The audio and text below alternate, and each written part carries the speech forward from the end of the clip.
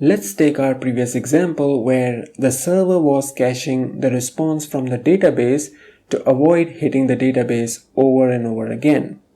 So now there are two places where we have our data. One is the database and one is the cache. Now, what if we want to update a data entry which is present in both the cache and the database? Where should we update this data entry? Should we update it in the cache or should we update it in the database? So there are two basic approaches that we generally use in such cases. First one is write through cache.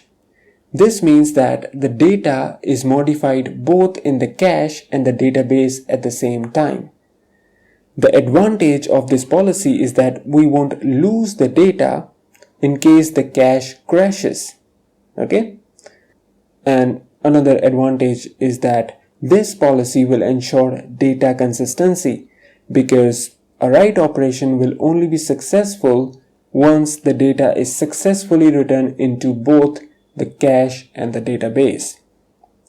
But the disadvantage of this policy is that every write operation will be performed twice, which will impact the latency.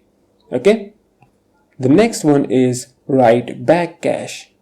Under this scheme, the data is modified just in the cache. The database is updated later on, not immediately. Okay? So the advantage of this policy is that the write operation won't be performed twice, which will improve the latency. But the disadvantage is that in case the cache crashes, we will lose the data. Another disadvantage is data inconsistency, because there might be other servers using the database and they will get the stale data till the database is updated. Okay? So depending on your requirements, you can go with any one of these schemes. But generally, large systems use different schemes at different parts of the system. Okay?